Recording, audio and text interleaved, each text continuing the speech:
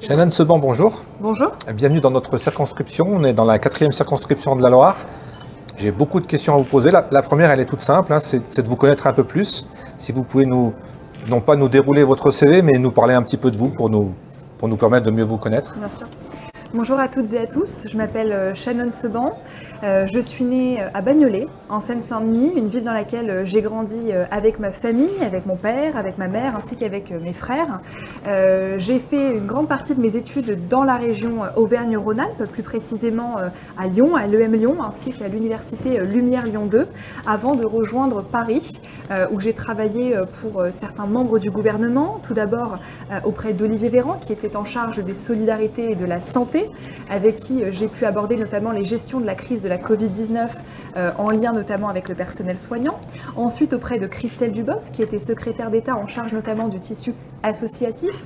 Et puis ensuite rapidement au ministère du Travail, notamment auprès de Madame Brigitte Klinkert qui est ministre en charge de l'insertion. Et puis pendant près d'1 an et demi maintenant auprès de Bruno Le Maire, ministre de l'économie, des finances et de la relance, avec qui j'ai pu notamment aborder la question de la gestion de l'aspect plutôt économique de la crise de la Covid-19, ainsi que le déploiement du plan France Relance.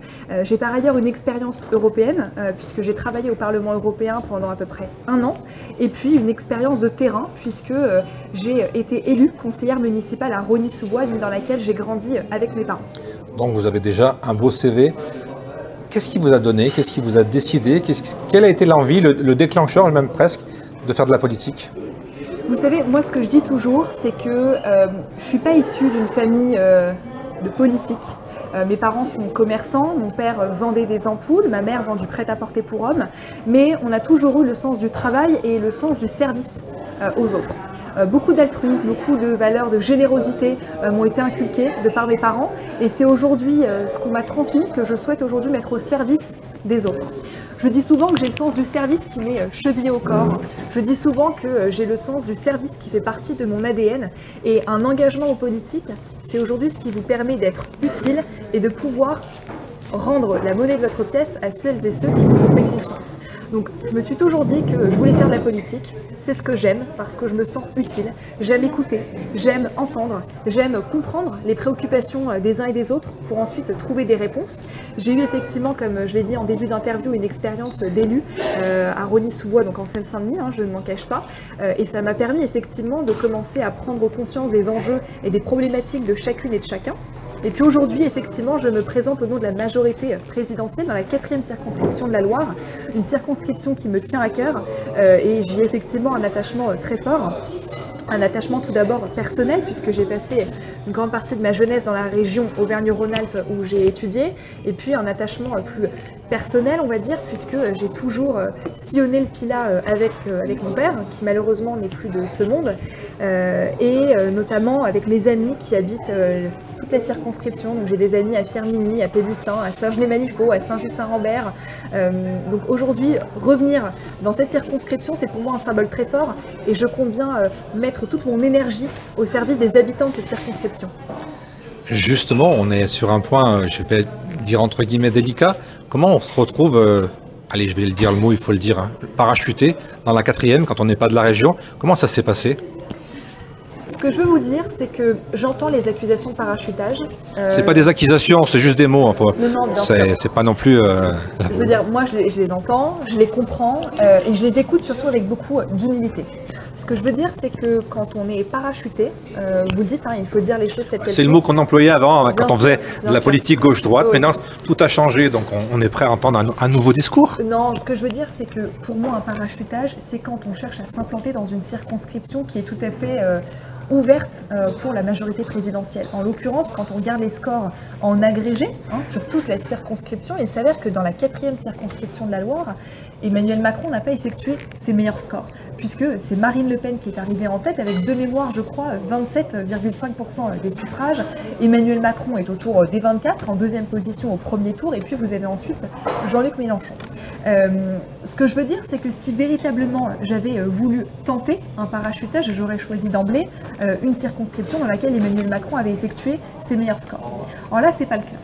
Moi, je me suis dit, si j'ai envie de m'engager en politique, tout d'abord, c'est dans une circonscription dans laquelle j'ai des attaches, une circonscription que je connais, une circonscription que je sillonne depuis maintenant des semaines. Je vais à la rencontre des entreprises, je vais à la rencontre du tissu associatif, je vais à la rencontre du personnel soignant, du personnel enseignant, de nos agriculteurs, de ceux qui font la force vive de notre circonscription et de notre territoire. J'organise des réunions publiques à pléthore.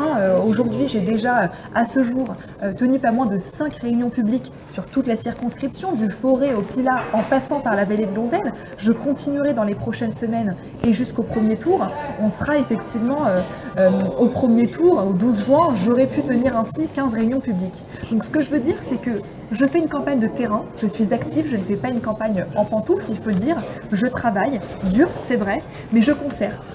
J'écoute les élus qui, eux, ont la main dans le cambouis, si je puis dire, au quotidien. J'écoute les revendications, j'écoute les demandes, j'écoute les doléances pour pouvoir construire ensuite un programme qui puisse correspondre en tout point aux attentes de nos concitoyennes et concitoyens de cette 4e circonscription de la Loire. On va en finir après, mais est-ce qu'il y a des enquêtes justement avant pour savoir si cette circonscription, elle est prenable ou elle n'est pas prenable ou justement, c'est ce que je vous posais comme question. Comment vous avez été désigné? Vous êtes passé devant un comité de sages. Comment ça s'est passé? Racontez-nous un peu la petite cuisine interne. Alors vous savez, je crois qu'il n'y a pas de petite cuisine interne. Moi, ce que je veux vous dire, c'est que j'ai fait acte de candidature. Effectivement, c'est un mandat qui m'intéresse énormément. Je me suis engagée très tôt en politique. J'ai commencé avant même d'être majeure. J'ai commencé vers les 16-17 ans. J'ai toujours eu ça en moi, si je puis dire. Donc j'ai tout simplement fait acte de candidature auprès de Renaissance, désormais, pour leur dire que je souhaitais prêter main forte à la majorité présidentielle. Et je suis aujourd'hui ravie. Il est vrai que le président de la République m'ait fait confiance dans cette 4e circonscription de la Loire pour essayer de donner au maximum une majorité au président de la République au cours de ces 5 années à venir, puisque l'essentiel, encore une fois, c'est de pouvoir accorder les moyens au président de la République de mettre en œuvre son programme. Un programme qui sera tout à fait progressiste, un programme qui tiendra compte du vote contestataire, qui a été celui d'une bonne partie de la population. Je pense notamment aux électeurs de M. Jean-Luc Mélenchon, qui ont été très nombreux. Je pense notamment aux électeurs de Mme Marine Le Pen, qui eux aussi ont été très nombreux. Donc, si vous voulez, on est dans une situation électorale où nous ne pouvons pas avancer comme si de rien n'était. Et il serait tout à fait présomptueux de notre part que de se dire on avance, on a remporté les élections. Non. Il s'agira de concerter, d'écouter les demandes, d'écouter les doléances de toutes les parties et de tous les bords et de prendre toutes les bonnes idées, comme je le dis souvent, qu'elles soient de gauche comme de droite. Est-ce que c'est une surprise, parce que vous êtes sur une circonscription où on peut dire qu'il y a de la campagne, de la ville, qui est très large en population et même en kilomètres. Est-ce que c'est difficile aussi d'aller à la rencontre de tout le monde et d'avoir toujours le même message ou alors d'avoir un message légèrement différent suivant les citoyens? Vous avez tout à fait raison. Moi, ce que je dis souvent, c'est qu'effectivement, j'hérite d'une circonscription qui est très hétéroclite. Très hétérogène, très vaste. Il faut pas moins de 2 heures pour aller du Son-en-Forêt à Saint-Pierre-de-Bœuf ou à Pélussin. Donc effectivement, c'est une circonscription qui est très large, dans laquelle vous avez 3 parties, le Forez, l'Ondaine, le Pilat. Chacune des parties de cette circonscription a ses spécificités, a sa propre sociologie, a ses propres problèmes. Effectivement, sur le terrain, ça nécessite beaucoup d'organisation, parce que moi, j'ai lancé effectivement hier l'idée d'une permanence itinérante. Je sillonne avec ma petite voiturette toute la circonscription pour aller à la rencontre des concitoyennes et des concitoyens de la circonscription. Mais effectivement, je crois qu'il faut être dans une optique d'ouverture et faire preuve de beaucoup d'agilité et de beaucoup d'adaptabilité. Quand j'ai été la semaine dernière visiter le GAEC des Frênes à Husson-en-Forêt, quand on m'a parlé effectivement de problèmes de sécheresse, de problèmes de juste rémunération des producteurs, ce ne sont pas les mêmes problématiques que celles de la vallée de l'Ondaine, où on va davantage me parler de pénurie de main-d'œuvre, de problèmes de désindustrialisation, ou encore dans le Pilat, on va plutôt me parler effectivement de problèmes d'insécurité, d'incivilité, de mobilité, parce qu'on se rend compte qu'on a un véritable enjeu de désenclavement de nos territoires qui devra se poser au cours de cette mandature, et je souhaiterais effectivement agir pour cela. Donc effectivement, beaucoup de thématiques qui reviennent au cours des réunions publiques que j'ai pu mener jusqu'à présent, mais je suis au travail et je crois que je fais les choses avec beaucoup de sérieux. Quand on me parle d'un projet en cours, quand on me parle d'une problématique, j'en prends bonne note. Vous me verrez, en réunion publique, j'ai toujours mon calepin. Et ensuite, voilà, pour étudier le dossier et faire en sorte de comprendre les tenants et les aboutissants de chaque problématique. si vous êtes élu député, quels seront les premiers dossiers chauds ou les premiers dossiers qui vous tiennent à cœur à engager dès les premières semaines? Je dirais, effectivement, c'est une très bonne question. Je dirais que la première des priorités, ce sera celle du pouvoir d'achat. Il n'y a pas un jour sur le terrain, que ce soit sur un marché ou au sein d'une entreprise, où l'on ne parle pas d'un problème de pouvoir d'achat. Moi, quand j'entends certaines personnes sur les marchés me dire qu'ils ne peuvent pas se payer une barquette de fraises parce qu'ils n'arrivent pas à boucler leur fin de mois, il y a un problème. Ça, on l'entend bien. C'est d'ailleurs pour cela qu'Emmanuel Macron a d'ailleurs décidé d'agir très vite, très fort, pour contenir l'inflation. Suite à la guerre en Ukraine, nous avons effectivement mis en place un bouclier tarifaire sur le prix du gaz ainsi que de l'électricité. Donc on s'engage. Voilà, donc l'énergie, donc on s'engage effectivement à prolonger ce bouclier tarifaire sur l'énergie, on s'engage à tripler la prime Macron et on s'engage par ailleurs à indexer les retraites sur l'inflation dès cet été, qui est une demande très forte de nos aînés sur le terrain. Donc ça effectivement, ça fera partie des premières priorités que je souhaiterais porter si je suis élue députée. Puis ensuite, pour être assez brève, sur les grandes problématiques qui occuperont mon mandat et que j'ai pu, en tout cas qui ressort de mon analyse du terrain ces dernières semaines, c'est effectivement la lutte contre la désindustrialisation, que ce soit dans la vallée de l'Ondaine ou encore dans le Forêt ou dans le Haut-Forêt, la préservation de la biodiversité dans le Pilat, tout en conciliant effectivement création d'emplois pérennes et durables, préservation aussi de notre biodiversité, notamment en lien avec la filière bois. Il faut le rappeler, la filière bois dans le Pilat est un des joyaux de notre territoire que nous devons préserver. Et puis ensuite, bien évidemment, lutte contre les incivilités, les insécurités, en tout cas, ce seront des problématiques qui seront au cœur de mon programme, entre autres. Mais l'intégralité de mon programme est à retrouver sur mon site internet. Rester dans la politique et pour être un brin provocateur, comme je fais très régulièrement, est-ce qu'on peut dire que vous êtes la candidate de la jeunesse et que vous avez en face de vous un député qui représente un peu la vieillesse?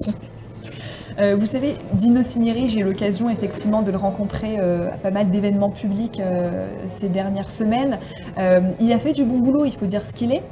On s'entend très bien, on travaille de façon républicaine ensemble quand on se croise, etc. Moi, je crois juste qu'aujourd'hui, et c'est d'ailleurs ce que je défendrai au cours de mon mandat, je pense qu'il faut limiter le mandat des députés à 3 mandats. Au-delà de 3 mandats, il me paraît que ça fait un petit peu trop. Je pense qu'aujourd'hui, en tout cas, ce qui revient... Moi, je crois que 2 serait bien aussi. 2 serait très bien aussi. Moi, je vois un petit peu plus large, j'essaie de trouver un juste milieu.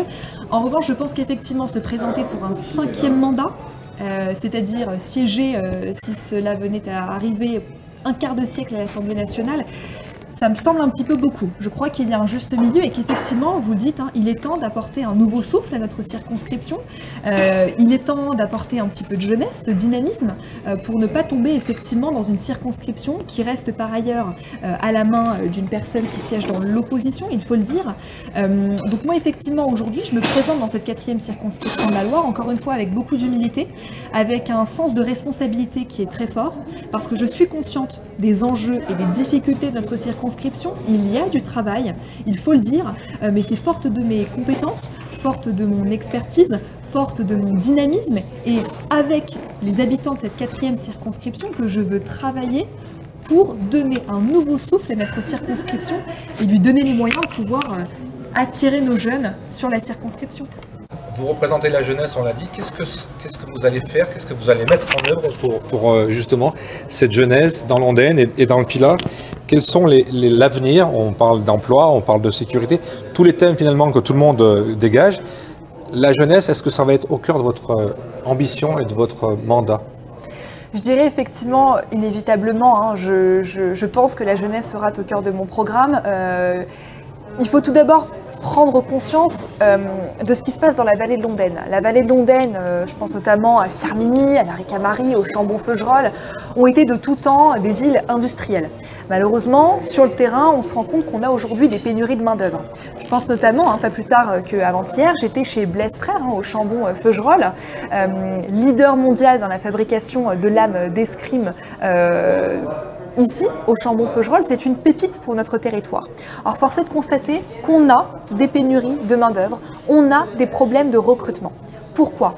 Parce qu'aujourd'hui, nos jeunes ne veulent plus venir s'installer durablement dans la vallée de l'Ondaine, alors même qu'on est, on va se dire les choses très franchement, à vingtaine de minutes de Saint-Étienne et du centre, où on a une ville, effectivement, et une vie, un cadre de vie qui est plus dynamique, dans lequel on a un peu plus de restaurants qui ouvrent tard, dans laquelle les problématiques de désertification médicale sont peut-être moins importantes que dans la vallée de Londaine.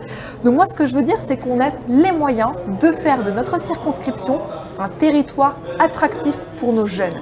Et ce que je veux, c'est donner envie à nos jeunes de s'installer durablement dans la circonscription et d'y construire une famille, de venir y travailler en sortie d'études et de faire vivre toutes nos petites pépites industrielles que nous avons dans le territoire. Vous savez, pour réindustrialiser notamment certaines entreprises de la circonscription, on a mis en place le plan France Relance. Un plan qui a été mis en œuvre par le gouvernement et qui a permis à plus de 20 000 entreprises au sein de notre département de la Loire de bénéficier de près de 2 milliards d'euros pour réindustrialiser certaines lignes de production, pour rénover certaines chaînes de valeur, pour investir dans des filières innovantes, dans de la robotique, dans des filières locales, écologiques. Donc on a les moyens. Mais il faut créer, il me semble, un cadre de vie qui en parallèle soit attractif pour les uns et les autres. Et moi, effectivement, aujourd'hui, mon objectif, ce sera de donner envie à nos jeunes de s'installer durablement dans notre territoire. Est-ce qu'il n'y a pas aussi un gros travail d'image sans l'accent? On a toujours dans l'esprit, on a souvent parlé de la ville noire de Saint-Étienne qui a beaucoup changé, mais on a aussi cet esprit, cette couleur un peu négative de Londaine. Est-ce qu'il n'y a pas aussi une campagne à faire en disant que c'est un très beau territoire, hein? En plus, je triche pas, c'est la vérité, il y a le Corbusier, il y a beaucoup de choses. Est-ce qu'il ne faut pas aussi changer cette image pour attirer des investisseurs et des entreprises et des emplois et des nouvelles familles? Vous savez, je crois que aujourd'hui sur la vallée de Londaine, je vois tout à fait où vous voulez en venir. Si on investit tant dans la vallée de Londaine, si le gouvernement a choisi de sauver Aubert et Duval à Firminy, il y a à peu près, c'était en février 2022 de mémoire, c'est qu'il y a du potentiel, c'est qu'il y a une envie. Il y a une envie d'investir dans des outils de production, il y a une envie de produire, il y a une envie de redynamiser le tissu industriel. En plus, c'est une porte sur la Haute-Loire. Hein. Mais en plus de ça, vous le rappelez, c'est une porte sur la Haute-Loire. Le problème, c'est qu'aujourd'hui, outre le cadre de vie qui parfois n'est pas suffisamment dynamique, on a effectivement, il faut le dire, dans la vallée de Londaine, des problématiques d'incivilité et d'insécurité qui me sont, on va dire, reportées par un bon nombre d'habitants de la circonscription. À Firminy, vous aviez en décembre 2021 3 voitures de policiers qui ont été incendiées. En réponse, nous avons augmenté de 15 personnes le contingent des policiers dans la circonscription de la Loire. En un an, nous avons diminué de près de moitié. Nous avons augmenté, et nous avons donc doublé le nombre de contrôles pour trafic de drogue. Donc on prend des mesures très larges pour lutter contre l'incivilité et l'insécurité. Et je crois qu'aujourd'hui, si nous voulons rendre ce territoire attractif, il s'agira non seulement de redynamiser le tissu industriel en y mettant les moyens, mais aussi et surtout de lutter contre l'incivilité et l'insécurité au sein de la vallée de Londaine. Et je m'engage d'ailleurs, je vous le dis, à avoir et à appliquer une tolérance zéro sur les incivilités et les insécurités. Ça fera partie de mon programme. En matière d'insécurité et de sécurité, quel est le rôle et quels sont les pouvoirs finalement d'un député ? Écoutez, je crois que le rôle et le pouvoir d'un député, tout d'abord, c'est de pouvoir écouter et concerter très largement, que ce soit la police, que ce soit la gendarmerie, que ce soit la justice. Il s'agira effectivement de s'assurer que les peines qui sont qui incombent à telle ou telle personne soient effectivement mises en œuvre et dans un délai raisonnable. Mon devoir, et je m'y engage, ce sera de m'assurer que les forces de police fonctionnent comme il le faut, qu'elles ne manquent pas de moyens. On a d'ailleurs renforcé le budget du gouvernement sur les questions de sécurité. Donc je crois que mon rôle sera d'être de faire un rôle, si vous voulez, de proximité et surtout de concertation avec les élus, puisque les élus ont, eux, effectivement, il faut le rappeler, je salue le travail formidable qu'ils font au quotidien, sont les acteurs de proximité sur lesquels il faudra s'appuyer.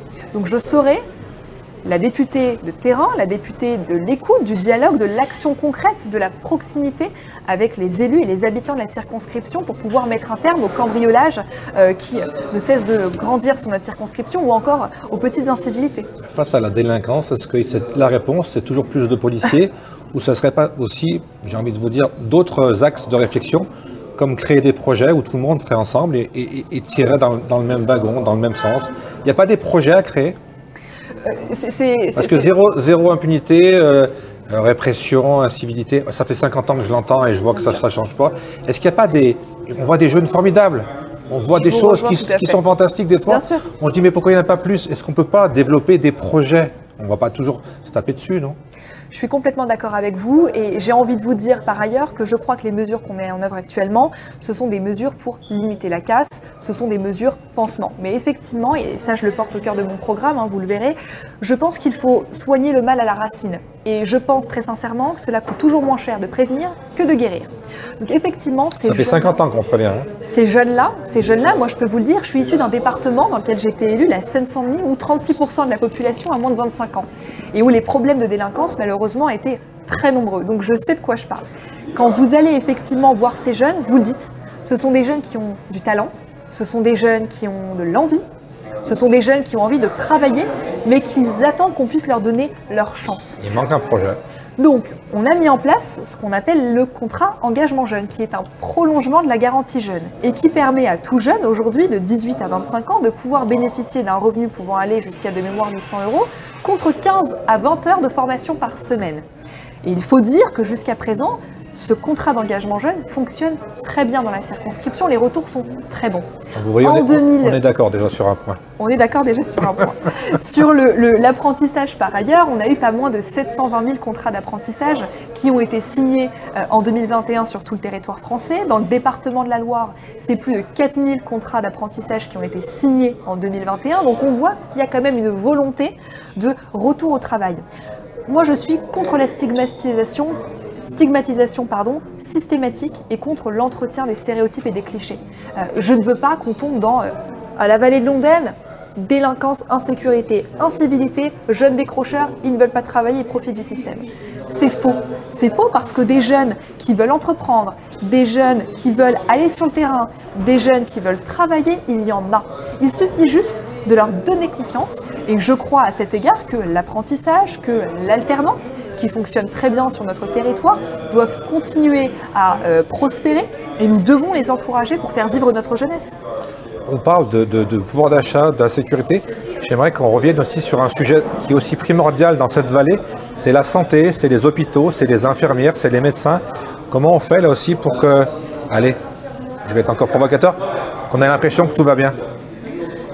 On n'aura jamais cette impression de tout va bien. Mince alors, je suis un rêveur. Non. On n'aura jamais cette impression que tout va bien. Moi, ce que je veux vous dire effectivement sur les problèmes qui sont en lien avec la santé et le médical sur notre circonscription, c'est qu'effectivement, parmi les 4-5 grandes priorités de mon programme, vous avez effectivement la lutte contre la désertification médicale. Je ne peux pas concevoir qu'aujourd'hui, il faille attendre 6 mois pour avoir un rendez-vous chez le dentiste ou chez l'ophtalmo. C'est juste pas possible. Il ne faut pas créer des maisons médicales aussi? Il faut créer des maisons de santé. Même si on revient au communisme? Vous savez, on a déjà 4 maisons de santé sur le territoire. Donc on en a une à Saint-Bonnet-le-Château, une autre à Saint-Genès-Malifaux, une autre à Pélussin, donc une autre à Firminy. Des maisons de santé, on en a. Il faut continuer à pérenniser ces maisons de santé parce que ce sont elles qui font vivre la santé au sein de notre territoire. Force est de constater que les retours sont très bons. Donc moi, je m'engage effectivement à pérenniser et à continuer à déployer autant que faire se peut les maisons de santé sur notre territoire qui sont de très bons relais. Ensuite, il faut dire les choses telles qu'elles sont. Moi, je dis les choses comme je le pense. Aujourd'hui, si on a un problème sur la santé, c'est parce qu'on a par ailleurs un problème de revalorisation du salaire du personnel soignant. Et ça, il faut l'entendre.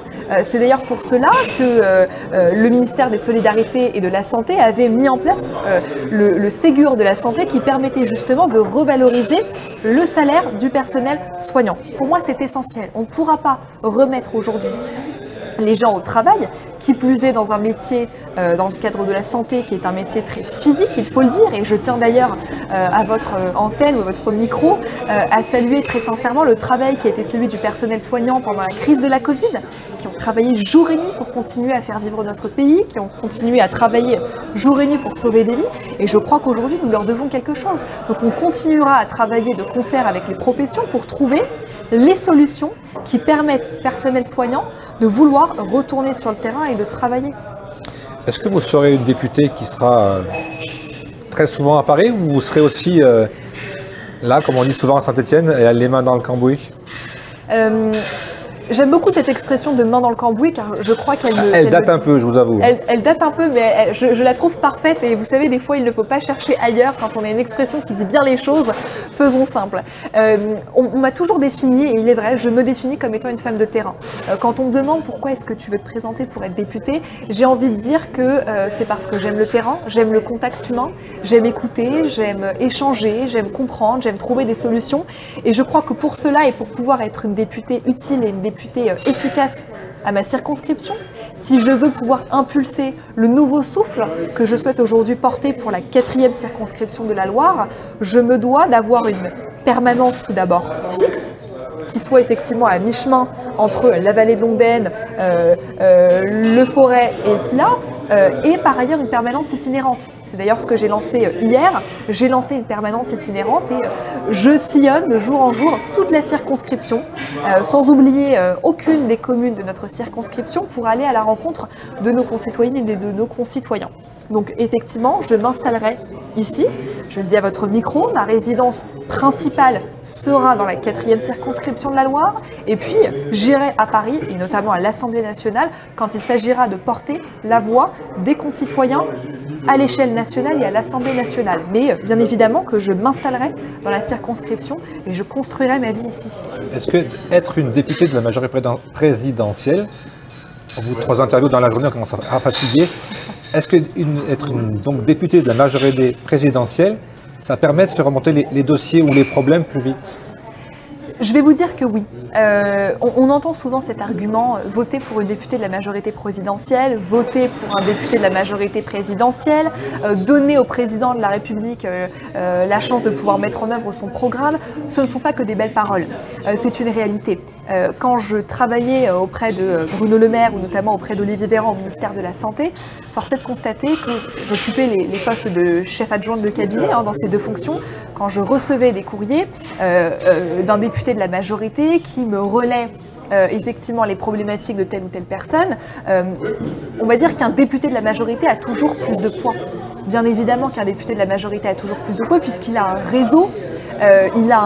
Il a travaillé avec d'autres députés sur tel et tel projet. Dans la circonscription, on a déjà 3 députés de la majorité sortants.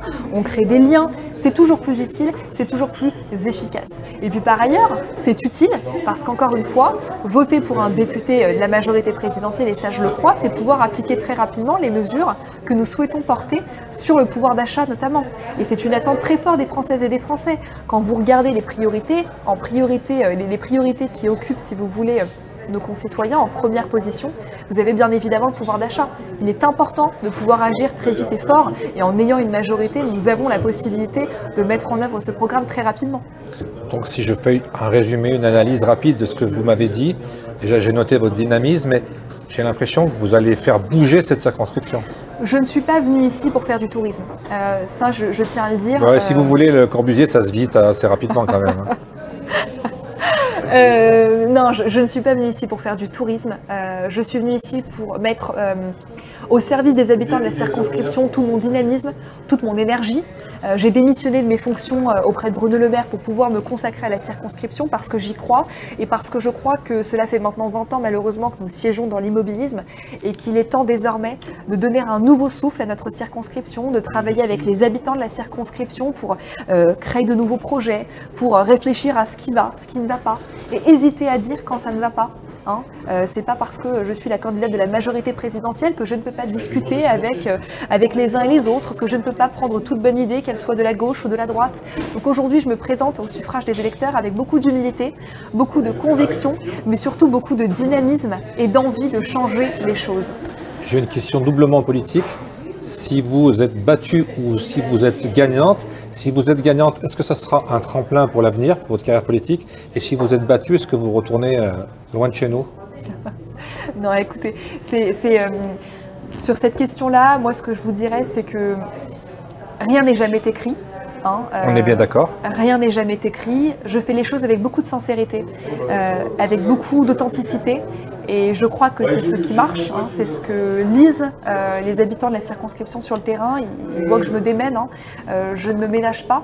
Donc je crois qu'aujourd'hui, je continuerai à travailler pour la circonscription, je continuerai à m'engager pour cette circonscription, quelle qu'en soit l'issue d'ailleurs. Et je compte bien effectivement travailler au service des habitants, quelle qu'en soit l'issue. Aujourd'hui, je ne me pose pas de questions, je travaille, il reste quelques jours avant le premier tour et je m'engage effectivement à être l'élu de proximité pour les concitoyens. Donc, si vous êtes la députée de cette circonscription pendant 5 ans, comment vous voyez la circonscription, comment elle aura évolué à votre avis, dans votre sens, dans 5 ans? Moi, ce que je souhaite, c'est qu'on atteigne, je vais pas dire le plein emploi, mais quasiment le plein emploi. Je souhaite qu'on lutte contre le chômage dans notre circonscription. Je souhaite qu'aujourd'hui, les habitants de Lyon, de Saint-Étienne, de toutes ces grandes villes veuillent aujourd'hui venir dans notre circonscription. Vous avez oublié le Puy-en-Velay, c'est vachement important dans votre voix. Le Puy-en-Velay. Je veux qu'aujourd'hui notre circonscription et notre territoire soient attractifs. Je veux qu'on puisse mettre en valeur les joyaux de notre territoire. Je veux que le Pilat puisse vivre d'emplois pérennes et durables et ne dépende pas seulement de la saisonnalité et quelques mois par an. Je veux protéger nos agriculteurs. Je veux continuer à protéger la juste rémunération de nos agriculteurs tout en continuant à les accompagner dans la conversion vers une agriculture bio, durable et de proximité. Je veux que de plus en plus d'entreprises veuillent s'installer dans notre circonscription, dans la vallée de l'Ondaine ou dans le Forez ou dans le Haut-Forêt. Je veux qu'on puisse lutter contre la désertification médicale. Je suis consciente de tout cela. Je suis consciente du travail que cela représente. Je suis consciente, mais j'ai une envie et je souhaite donner un nouveau souffle à notre circonscription et pour cela, j'ai besoin de celles et ceux qui nous regardent aujourd'hui. Comment vous avez été reçu? Quel est l'accueil et le discours des... On a la tentation de dire un peu dans la Loire qu'on a souvent des maires qui sont élus depuis très très longtemps, qui ont peut-être une vision de la politique un peu différente de la vôtre, puisque vous êtes jeune et vous venez d'un autre territoire. Comment ils vous ont accueilli? Quels sont les mots qu'ils vous disent en privé, si ce n'est pas indiscret? Non, écoutez, j'ai pas de secret ou j'ai pas d'intimité sur le sujet. Moi, ce qu'on me dit, et je vais vous le dire très franchement, on me dit que le fait que je sois sur cette circonscription, on me l'a dit en réunion publique, était une chance. Parce qu'effectivement, je suis jeune, j'ai jamais voulu en faire un argument de campagne ou un argument de Disons que c'est assez visible aussi. Hein. Voilà, c'est peut-être visible, mais effectivement... on me dit que je suis jeune, on me dit que je suis une femme, on me dit qu'effectivement je suis la candidate de la majorité présidentielle et que les uns et les autres, qu'ils soient politisés ou pas d'ailleurs, reconnaissent que ce serait effectivement une chance pour la circonscription. Et puis ils me disent aussi que mon expérience auprès de membres du gouvernement, que ce soit sur les sujets de santé, d'insertion des jeunes, de lien avec le tissu associatif ou encore de lien avec le secteur économique, pourra être utile à notre circonscription. Et on m'a d'ailleurs dit en réunion publique, c'est une chance. Donc certes, je ne suis pas née dans le territoire, je n'y suis pas élue, mais Dieu sait que j'ai de l'énergie à revendre et que je suis une travailleuse. Donc je concerte très largement, j'ai déjà rencontré des agriculteurs, j'ai déjà rencontré les principales organisations patronales ou autres. Donc je suis au travail. Et je crois que c'est ce qui est important aujourd'hui. Ce n'est pas de faire une campagne en pantoufles, c'est d'être au travail et de montrer qu'on a l'énergie et le dynamisme pour faire bouger les choses. On aurait pu poser beaucoup de questions encore sur plein de sujets, mais bon, l'heure tourne. Est-ce qu'on a oublié quelque chose d'essentiel à votre sens qui fait que les 12 et le 19, les gens vont prendre un bulletin et puis vont le mettre à votre nom? Ce que je dirais, c'est que il faut, tout d'abord, je vais faire un appel au vote, parce que peu importe le candidat pour lequel on vote, je crois que... On attend une grosse abstention. Voilà, on s'attend à une grosse abstention et moi ce que je veux dire, et c'est ce que je répète inlassablement, c'est que peu importe le candidat pour lequel vous votez, juste déplacez-vous dans un bureau de vote. Et je pense à toute catégorie de population et pas seulement aux jeunes. Hein. On a eu en 2017 sur la circonscription un taux d'abstention qui a avoisiné les 50%, ce qui n'est pas rien. Donc je dirais effectivement, déplacez-vous dans un bureau de vote. Déplacez-vous, utilisez ce droit qui est même un devoir quand on voit que la démocratie est bombardée à quelques kilomètres de chez nous. Donc effectivement, utilisez ce droit qui est un devoir, est un pouvoir de changer les choses. Et puis ensuite, je dirais que il ne faut pas avoir peur, si vous voulez, de créer une discontinuité pour mieux repartir. Effectivement, je vous l'ai dit, ça fait 20 ans qu'on a le même député sur la circonscription, qui a certes bien fait le travail, mais aujourd'hui, il est temps de faire confiance à la jeunesse, il est temps de faire confiance à cette jeunesse qui souhaite bouger les lignes et montrer que tout est possible. Et que la 4e circonscription de la Loire, c'est un joyau et c'est une pépite qui fait rayonner notre territoire dans la France, mais même au-delà. Dernière question politique. Si vous êtes élu, j'ai bien compris que vous allez faire construire dans la région, c'est de l'humour. Est-ce que vous allez participer aussi à, comment dire, Renaissance, c'est un parti qui gagne les élections présidentielles, qui gagne souvent les élections pour les députés, mais qui perd toutes les élections quand c'est le département, la région, les mairies. Donc est-ce que vous allez vous investir aussi au niveau de la politique locale dans tout ce qui est des structures pour justement qu'il y ait des maires un peu plus de votre parti, peut-être des élus au département et peut-être en même temps on peut dire aussi changer l'image de ce département que beaucoup de gens ne savent pas situer encore? Je crois que tout d'abord, si je suis élue, je me consacrerai à mon mandat de députée. Il y a déjà beaucoup de travail et je me veux être une députée de proximité, encore une fois, du dialogue et de l'action concrète. Donc, je ne vais pas m'éparpiller outre mesure. Je vais me consacrer à mon mandat de députée et je pense que c'est déjà une très bonne chose. Et en tout cas, c'est ce que je devrais à mes électeurs. Je pense que c'est la moindre des choses. Ensuite, moi, ce que je veux dire, c'est que Emmanuel Macron l'a rappelé le soir de son élection. Nous sommes ouverts au rassemblement et nous ouvrons grand les bras pour toutes les formations politiques qui souhaitent rejoindre notre mouvement, qui souhaitent s'y engager, qui souhaitent prêter main forte.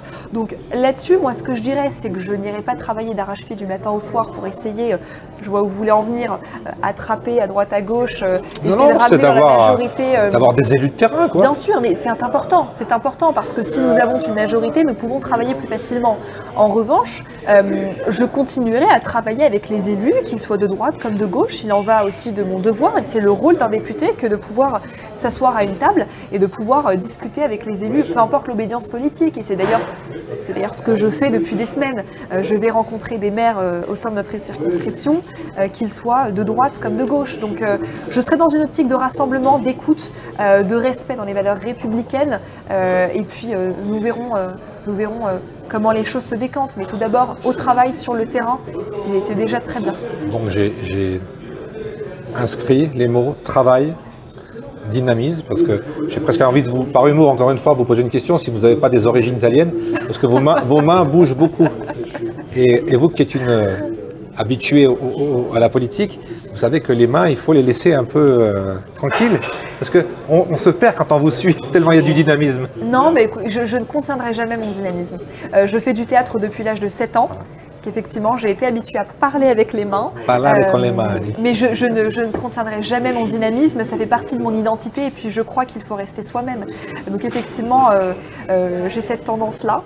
Je vous taquine un peu, c'était justement pour rendre ce côté humain, parce que derrière la politique, il y a aussi des humains. Il y a de l'humain. Et on oublie beaucoup, je trouve, ces dernières années, que la santé, la sécurité, l'emploi, c'est des humains avant tout. C'est des humains avant tout et moi j'ai envie de vous dire, je reprends souvent un adage qui dit que seul on va plus vite et ensemble on va plus loin. Mais bien évidemment, et c'est une vérité, c'est une réalité.